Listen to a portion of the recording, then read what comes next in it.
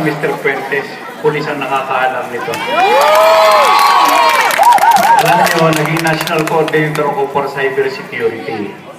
At meron kami mga isinulong na batas, na hindi pa pala naging batas, mga panukala, para maiwasan ang cybercrime. Kaya lang, masyadong mabagal gumalaw yung ating Kongreso at parang hindi nila binibigyang pansin.